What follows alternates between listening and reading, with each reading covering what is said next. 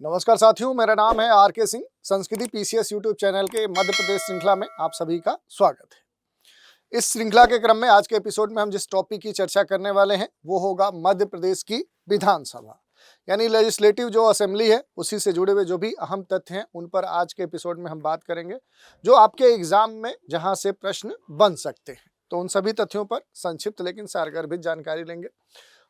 थोड़ा सा देखते हैं कि जो भी संवैधानिक आधार है यहाँ पर जो लेजिस्लेटिव असेंबली है उसके संदर्भ में, तो देखें संविधान का जो अनुच्छेद 168 है ये क्या उल्लेख करता है। तो प्रत्येक राज्य में जो विधानमंडल है उसके बारे में ये बताता है। और दूसरी बात की जो अनुच्छेद 170 से लेकर 174 के बीच में क्या है कि इसकी क्या संरचना होगी, जनसंख्या आधारित निर्वाचन प्रणाली क्या होगी, क्या कार्यकाल होगा, क्या सत्र होगा, ये सारी बातें इसमें देखने को मिलती हैं। और इसके अलावा संविधान के अनुच्छेद 178 से लेकर 187 के बीच में जो भी स्पीकर्स हैं, जो सभापति हैं, उपसभापति हैं, उनके क्या कार्यक्षेत्र हैं, उनके क्या अधिकार हैं, इनके बारे में विस्तृत जो ब्यौरा है वो हमें देखने को मिलता है। तो ये आर्टिकल भी आप एक बार थोड़ा सा ध्यान में रख सकते हैं, आपके लिए आम हो जाता है। अब अगर हम विधानमंडल के थोड़ा सा टाइप्स की बात कर लेते हैं कि आखिर जो लेजिस्लेटिव जो कह सकते हैं कि है ये इसके क्या प्रोविजन है अपने देश में। तो देखिए, भारत में दो प्रकार के राज्य विधानमंडल होते हैं। एक द्विसदनी होता है और एक क्या होता है, वो एक सदनी होता है। अब इसमें देखिए क्या अंतर है। तो अगर ये द्विसदन वाला होता है, दो सदन वाला होता है, तो इसमें क्या होगा कि एक विधानसभा होगी और दूसरा क्या होगा, वो विधान परिषद होगा। तो ये आपको ध्यान देने वाली बात है। विधान परिषद जिसे सामान्य तौर पे जैसे आप एमएलसी बड़े पॉपुलर होते हैं तो जो मेंबर्स होते हैं वो एमएलसी कहलाते हैं, और जो विधानसभा है, जो विधायक आप जिसे एक तरह से आप कहते हैं, तो वो ये दो सदन यहाँ पर आपको देखने को मिलेंगे। एक तो विधानसभा और दूसरा विधान परिषद। दूसरा जो प्रकार है वो एक सदन वाला है, एक सदनी है। केवल यहाँ पर क्या होगा कि विधानसभा ही आपको देखने को मिलेगी, और अधिकांश राज्यों में देखेंगे तो एक सदनी ही आपको स्थिति देखने को मिलेगी। मध्य प्रदेश भी क्या है, एक सदनी वाला कह सकते हैं कि वहाँ प्रोविजन है, और वहाँ विधानमंडल जो है वो एक सदन वाला ही है, वहाँ केवल विधानसभा है। तो एमपी में अगर आप देखेंगे तो एमपी में क्या है कि आपको सिर्फ विधानसभा ही देखने को मिलेगा। यहाँ पर जो विधान परिषद है वो एब्सेंट है, वो है नहीं। और ऐसे मूल तौर पे देखेंगे तो जो द्विसदनी जो राज्य है वहाँ पर अगर आप देखेंगे तो बड़े जो राज्य हैं वहाँ पर आपको देखने को मिलेंगे लगभग 6 जो राज्य हैं वो द्विसदन वाले कह सकते हैं कि विधानमंडल रखते हैं। इसमें कौन कौन है, तो देखिए अगर बड़े राज्यों में देखेंगे तो सबसे महत्वपूर्ण तो यूपी राज्य आ जाता है, बिहार आ जाता है। बिहार के अलावा देखेंगे तो महाराष्ट्र आ जाएगा। महाराष्ट्र के अलावा अगर बड़े राज्यों में आप जाएंगे तो कर्नाटक, आंध्र प्रदेश, तेलंगाना, यानी साउथ के जो राज्य हैं वो इसमें आ जाते हैं। तो इनके नाम एक बार आप याद रखिएगा, कर्नाटक है, आंध्र प्रदेश है और तेलंगाना है, ये सारे द्विसदनी हैं। अब कुछ और महत्वपूर्ण बातों की हम चर्चा कर लेते हैं। विधानसभा की जो भी संरचना है, जो कंपोजिशन है लेजिस्लेटिव असेंबली की, तो सदस्य सीधे क्या है, डायरेक्ट इलेक्शन होता है, उसके द्वारा चुन लिए जाते हैं। और इसका उल्लेख आप देख सकते हैं, विधानसभा की जो संरचना है वो हमारे संविधान के अनुच्छेद 170 में उसका पूरा वर्णन है। संविधान के 170 अनुच्छेद के अनुसार ये कहा गया कि विधानसभा की जो अधिकतम सदस्य संख्या होगी वो कितनी है, वो 500 होगी, और न्यूनतम जो सदस्य संख्या होगी वो कितनी होगी, वो 60 यानी 60 होगी। कुछ बहुत सारे जो छोटे राज्य हैं जैसे गोवा, सिक्किम, मिजोरम जैसे जो राज्य हैं वहां पर 60 से कम की भी अनुमति दी है। तो एक तरह से ये जो राज्य हैं इस अनुच्छेद का एक तरह से एक्सेप्शन कहे जा सकते हैं, ये अपवाद कहे जा सकते हैं। निर्वाचन जो प्रणाली है वो फर्स्ट पास्ट द पोस्ट जो सिस्टम है उससे निर्धारित होती है। और जो गवर्नर होता है, जो राज्यपाल होता है, जो गवर्नर है वो क्या कर सकता है कि कुछ विषम परिस्थितियों में, कुछ परिस्थितियों में जो एंग्लो इंडियन होते हैं उन एंग्लो इंडियन के संदर्भ में अगर हम बात करें तो उन एंग्लो इंडियन को नामित कर सकता है। तो ये बात थी। और अब क्या है, ये पहले स्थिति थी कि राज्यपाल कुछ विषम या कुछ खास परिस्थितियों में जो एंग्लो इंडियन है उनको नामित कर सकते थे।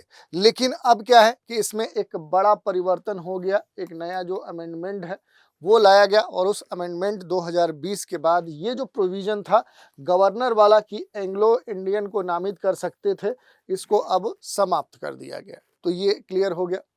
एक और बात है, सीटों का जो निर्धारण है, आखिर एलोकेशन कैसे होता है, डिलिमिटेशन कैसे होता है। तो देखिए, राज्यों को सीटों का जो आवंटन है कि राज्यों को कुल सीटों का जो आवंटन है वो 1971 की जो सेंसस है, जो जनगणना है, उसके आधार पर किया गया है। निर्वाचन क्षेत्रों का पुनर्गठन भी हुआ है। तो राज्यों के भीतर देखें तो ये स्थिति है कि विधानसभा निर्वाचन क्षेत्रों की जो सीमाएं हैं वो 2001 की जो जनगणना है, क्योंकि जो जनगणना हुई है वो लगभग 10 वर्षों के अंतराल पे होती है। 2001 में हुई, फिर 11 में हुई, अभी तक 2026 वाली होने वाली है। ठीक है, तो ये कहा गया कि राज्य के भीतर विधानसभा निर्वाचन क्षेत्रों की सीमाएं 2001 की जनगणना के आधार पर क्या की गई हैं, निर्धारित की गई हैं। तो ये जो निर्धारण है ये अभी जनगणना 2001 के आधार पर है और 84वां जो संविधान संशोधन है 2001, ये राज्यों को सीटों के संदर्भ में जो लोकसभा है, जो विधानसभा है, इनका जो पुनर्निर्धारण है वो सन 2026 की जो जनगणना है, यानी जो अब होने जा रही है या हो रही है, प्रोसीजर में है, उसके आधार पर किया जाएगा। यानी 1971 के आधार पर 2026 तक इसे स्थगित कर दिया गया था। अब क्या है कि 2026 के बाद ये फिर से प्रोविजन में आगे बढ़ेगा। मध्य प्रदेश की जो विधानसभा है, कुल सदस्यों की जो संख्या है, मध्य प्रदेश में विधानसभा सदस्यों की जो संख्या है वो 230 है, 230 है। और जो भी रिजर्वेशन है आर्टिकल 332 के अनुसार, जो भी अनुसूचित जातियां हैं, जो एससी हैं, अनुसूचित जो जनजाति हैं, उनके लिए कुल 82 यानी 82 सीटें क्या हैं, वो रिजर्व है। मध्य प्रदेश के संदर्भ में अगर विधायिका के इतिहास की बात करें तो पहला जो विधानसभा है वो कब गठित हुआ था, तो वो 1 नवंबर 1956 को हुआ था। ये डेट आपको महत्वपूर्ण है, आपके लिए एग्जाम में पूछी जाती है। बेगटन 5 मार्च 1957 को, पहला और अंतिम जो अधिवेशन है वो 17 दिसंबर 1956 से 17 जनवरी 1957, लगभग 1 वर्ष कह सकते हैं।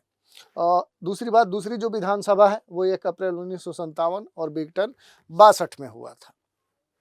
इसके अलावा देखिए कुछ सदस्यों के बारे में देखें। विधानसभा जो सदस्य हैं, मेंबर ऑफ जो लेजिस्लेटिव असेंबली है, वो बनने की जो भी योग्यताएं हैं कि कौन बन सकता है, उसके लिए क्या योग्यता होनी चाहिए। तो पहली बात तो भारत का नागरिक होना चाहिए और ये जितनी भी योग्यताएं हैं इनका जो उल्लेख है वो आर्टिकल 173 में दिया गया है। न्यूनतम आयु 25 ईयर्स रखी गई है। जो व्यक्ति है वो अविवेकी ना हो, पागल ना हो, मानसिक रूप से विक्षिप्त ना हो, दिवालिया न हो, वो सरकारी सेवा या लाभ के पद पर न हो, संसद के द्वारा जो भी निर्धारित अन्य जो अर्हताएं हैं उनको क्या करता हो, वो पूरा करता हो। विधानसभा के संदर्भ में अगर हम बात करेंगे, इसका जो कार्यकाल है, इसका जो उल्लेख है वो संविधान के 172 में दिया गया है। सामान्य जो कार्यकाल है वो राज्य विधानसभा का सामान्य जो कार्यकाल है वो 5 ईयर्स का होता है, 5 वर्ष का होता है। लेकिन ये जो अवधि है ये अनुच्छेद 172 के 1 के तहत निर्धारित है। कार्यकाल बढ़ाने की जो स्थिति है उसका जो उल्लेख है राष्ट्रीय आपातकाल जो 352 है आर्टिकल, वो लागू होने के बाद कार्यकाल को एक बार में अधिकतम क्या किया जा सकता है कि 1 वर्ष के लिए उसे एक्सटेंड किया जा सकता है, बढ़ाया जा सकता है। लेकिन जैसे ही इमरजेंसी क्या हो जाती है, वो समाप्त हो जाती है। जो आपातकाल है वो क्या हो जाए, वो अगर समाप्त हो जा रहा है तो आपातकाल समाप्त होने के बाद कार्यकाल को अधिकतम क्या है कि 6 महीने से 6 मंथ से क्या किया जा सकता है, अधिक आगे नहीं बढ़ाया जा सकता। ये भी आपको ध्यान देने वाली बात है। विधानसभा का जो विघटन है, अगर इसकी हम बात करें तो राज्यपाल 5 वर्ष पूरे होने से पहले ही विधानसभा भंग कर सकता है, ये उसका राइट्स है, वो कर सकता है। ये समानता मुख्यमंत्री की सलाह पर किया जाता है। कुछ विशेष परिस्थितियों में मुख्यमंत्री की सलाह के बिना भी जो राज्यपाल है वो अपने विवेक से अगर समझता है तो विधानसभा का भंग करने की जो प्रक्रिया वो कर सकता है।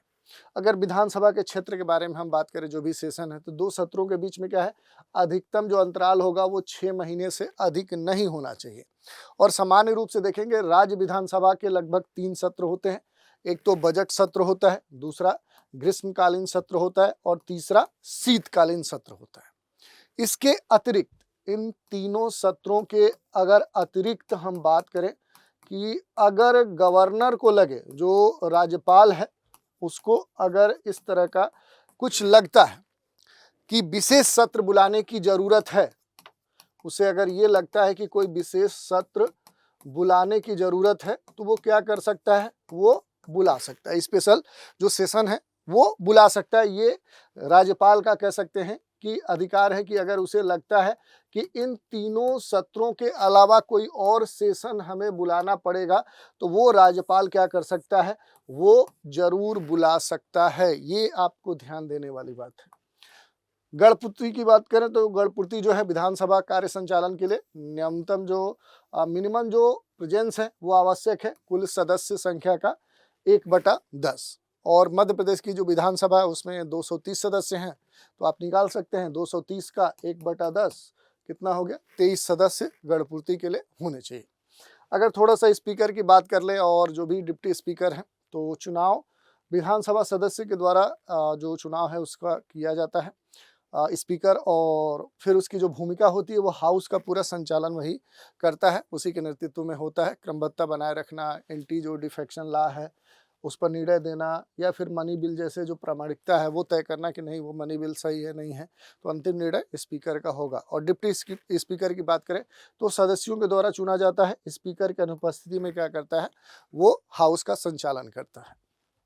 इसके अलावा अगर आप देखेंगे विधानसभा के जो भी पावर्स हैं, तो कुछ विधायी शक्तियां हैं, कुछ वित्तीय शक्तियां हैं, कुछ कार्यालय नियंत्रण शक्तियां हैं, कुछ न्यायिक जांच समितियां हैं, तो इस तरह के बहुत सारे अधिकार हैं। तो देखिए अगर शक्तियों में देखेंगे लेजिस्लेटिव जो पावर्स हैं कि जो स्टेट लिस्ट है, जो राज्य सूची है या जो भी समवर्ती सूची है, उस पर कानून बना सकता है कौन, विधानसभा।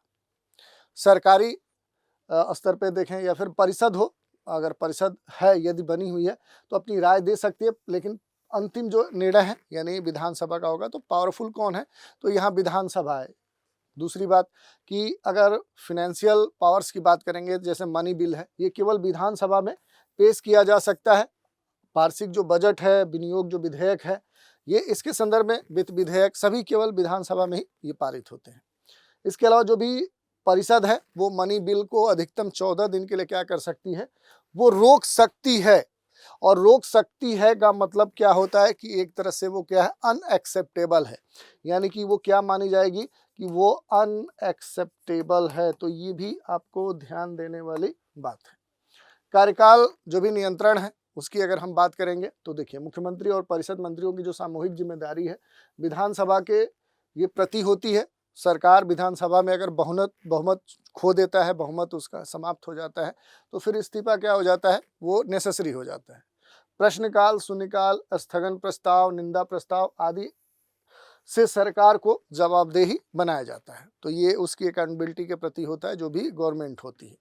न्यायिक जांच से जुड़ी जो शक्तियां हैं, जुडिशियल से रिलेटेड, तो विशेषाधिकार जो उल्लंघन है वो होने पर कार्रवाई की बात यहाँ पर देखने को मिलती है। और कुछ मामलों में जो समिति है उस समिति की जो जांच का अधिकार है वो भी प्राप्त होता है। तो ये सारे विधानसभा की क्या है, ये पावर्स हैं, ये शक्तियां हैं।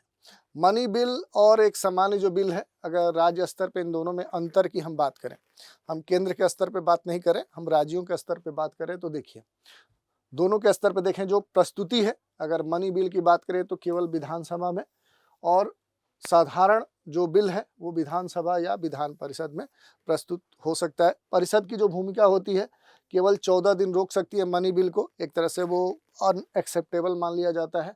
और यहाँ ऑर्डिनरी जो बिल है ये 3 महीने तक रोक सकती है। अंतिम जो निर्णय होता है यहाँ पर केवल विधानसभा का होता है और यहाँ पर विधानसभा का होता है। तो ये दोनों में मेजर डिफरेंस है। कुछ और चीज़ें देखते हैं, जैसे विधेयक पारित होने की जो प्रक्रिया है, विधेयक का जो प्रस्तुतिकरण है, उसके बाद क्या होता है, ये समिति जो होती है उसके स्तर पे भेजा जाता है। दूसरा वाचन इस पर होता है, फिर विचार विमर्श होता है सदन में, फिर संशोधन होता है। तीसरे वाचन के स्तर पे दोनों जो सदन है, यदि राज्य एक सदनी है तो यहाँ तक स्थिति आई, फिर द्विसदनी है तो पारित किया जाता है। और फिर राज्यपाल की जो सहमति है वो इसमें अहम होती है। अगर वो सहमति हो गई तो फिर राष्ट्रपति की सहमति से ये पूरा पारित होता है। कुछ विशेष परिस्थितियों में जैसे राज्य सूची में अगर राष्ट्रीय महत्व का कोई विवादित मामला आया, फिर राष्ट्रपति की सहमति वैसे मामलों में अनिवार्य हो जाती है, वो गवर्नर से फिर आगे राष्ट्रपति तक पहुंच जाता है। राज्यपाल की अगर हम भूमिका की बात करें तो जो महत्वपूर्ण भूमिका है वो सहमति देना, रोक कर रखना किसी बिल को, राष्ट्रपति के विचारार्थ भेजना। जैसा कि हमने बताया कि राष्ट्रपति की सहमति कुछ मामले में हो जाती, विशेष परिस्थितियां हो जाती हैं, जैसे कोई अगर मामला आ गया जो राष्ट्रीय महत्व का है, तो फिर वो मामला क्या हो गया कि अगर इससे जुड़ा हुआ कोई डिस्प्यूट है, कोई विवाद है, तो फिर वो मामला आगे बढ़ सकता है, उसे राज्यपाल राष्ट्रपति तक भेज सकता है। तो ये 3 चीज़ें देखने को मिलती हैं। मनी बिल पर क्या कर सकता है कि जो राज्यपाल है वो मनी बिल पर वो स्पीकर की सलाह से एक तरह से बाध्य है। तो ये एक महत्वपूर्ण राज्यपाल के संदर्भ में जो बातें हैं वो हमने देखी। मध्य प्रदेश के जो भी विधानसभा के अभी तक अध्यक्ष हैं उनकी क्रमबद्ध जो सूची है वो आप देख सकते हैं। पहले कुंजीलाल दुबे थे 1956 से 57 के बीच में। उसके बाद एक लंबी श्रृंखला है, इनको आप देख सकते हैं। ये चलती आ रही है श्रृंखला, और 2023 तक अगर आप देखेंगे तो ये डेटा आ गया। उसके बाद विधानसभा जो अध्यक्ष और उपाध्यक्ष हैं, जैसे प्रथम जो विधानसभा अध्यक्ष हैं वो पंडित कुंजीलाल दुबे थे, ये पहले थे, फर्स्ट थे, इनका कार्यकाल सबसे लंबा भी रहा है। प्रथम जो विधानसभा उपाध्यक्ष थे वो श्री विष्णु विनायक सरवटे थे।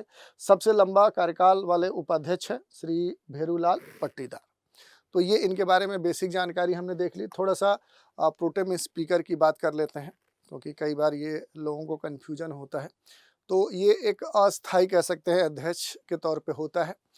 ये नवनिर्वाचित विधायकों को शपथ दिला सकता है। अस्थायी अध्यक्ष के चुने जाने तक सदन में जो भी कार्रवाई है उसको ये कह सकते हैं कि संभालने के लिए इसे अस्थायी तौर पे नियुक्त किया जाता है। मध्य प्रदेश में प्रोटेम जो स्पीकर हैं, प्रथम प्रोटेम जो स्पीकर हैं श्री काशी प्रसाद पांडे हैं। 16वीं विधानसभा के प्रोटेम जो स्पीकर हैं श्री गोपाल भार्गव हैं। मध्य प्रदेश में जो भी विधानसभा से जुड़े हुए जो भवन हैं, उन भवनों की बात करें तो विधानसभा जो भवन है वो भोपाल के अरेरा हिल्स पर स्थित है। पुराना जो विधानसभा भवन है ये मिंटो हॉल कहा जाता था। वर्तमान भवन से पूर्व विधानसभा की जो बैठकें हैं ये मिंटो हॉल में होती थी। मिंटो हॉल का जो निर्माण हुआ था वो आज़ादी से पहले 1909 में हुआ था, सुल्तान जहां बेगम के द्वारा ये कराया गया था। लेकिन जो नवीन विधानसभा है उसका जो निर्माण हुआ है वो वर्ष 1984 में कराया गया। उद्घाटन 96 में हो गया। कौन उद्घाटन किया? डॉक्टर शंकर दयाल शर्मा उस समय भारत के राष्ट्रपति थे, उन्होंने ही इस भवन का उद्घाटन किया, इनॉग्रेशन किया। भवन का जो आधिकारिक नाम है वो इंदिरा गांधी विधानसभा भवन है। और भवन के जो वास्तुकार हैं, इस भवन के जो वास्तुकार हैं विश्व प्रसिद्ध भारतीय आर्किटेक्ट चार्ल्स जो कोरिया हैं, वो इसके आर्किटेक्ट हैं।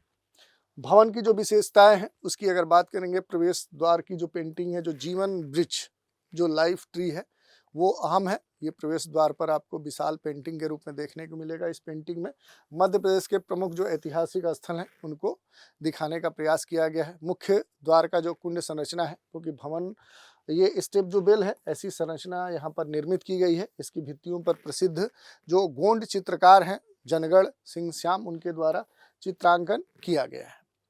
आगा खां अवार्ड महत्वपूर्ण है, कई बार पूछ लिया गया। नवीन विधानसभा भवन को वास्तुकला के क्षेत्र में प्रसिद्ध जो आगा खां अवार्ड फॉर आर्किटेक्चर है उससे सम्मानित किया गया था। तो ये भी अवार्ड आपके लिए अहम हो जाता है अगर एमपी एग्जाम दे रहे हैं। मध्य प्रदेश जो विधानसभा है, वर्तमान जो संरचना है वो 16वीं विधानसभा 2023 से 2028 का कार्यकाल है। कुल जो संख्या है मेंबर ऑफ लेजिस्लेटिव की वो 230 है। सामान्य के लिए 148 है, अनुसूचित संख्या 35 है, अनुसूचित जनजाति 47 है। दूसरी बात देखिए, वर्तमान विधानसभा का जो पूरा क्रम है, वर्तमान जो विधानसभा है ये 16वीं एक तरह से 16th असेंबली है। निर्वाचन जो अवधि है वो 2023 है। मतदान जो हुआ था वो प्रतिशत था 77.15%।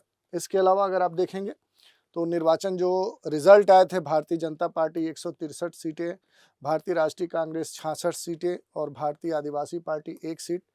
तो इस तरह से कुल जो सीटों की संख्या है और उनमें किस पार्टी का कितना कंट्रीब्यूशन है वो हमने यहाँ पर देख लिया। थोड़ा सा पार्टीगत स्तर पे देख लें, निर्वाचित जो सदस्यों की संख्या है ये लैंगिक आधार पे 203 और 27 है। सरकार का जो गठन है वो 30 दिसंबर 2023 को हुआ था। भारतीय जनता पार्टी मेजोरिटी में अपनी सरकार बनाई है और डॉक्टर मोहन जो यादव हैं वो भारतीय जनता पार्टी से कह सकते हैं मुख्यमंत्री चुने गए हैं। इसके अलावा आप देखेंगे नेता जो प्रतिपक्ष है श्री उमंग सिंघार हैं, भारतीय राष्ट्रीय कांग्रेस की तरफ से ये प्रतिपक्ष के रूप में इस समय सभा में इन्हें रखा गया। तो इस तरह से बेसिक तौर पे हमने पूरा जो विधानसभा है एमपी का उससे जुड़ी हुई यानी लेजिस्लेटिव जो असेंबली है उससे जुड़े हुए जो भी अहम तथ्य थे उन पर हमने बात की। तो आज के एपिसोड में इतना ही। आप सभी हमारे साथ बने रहें, इसके लिए धन्यवाद।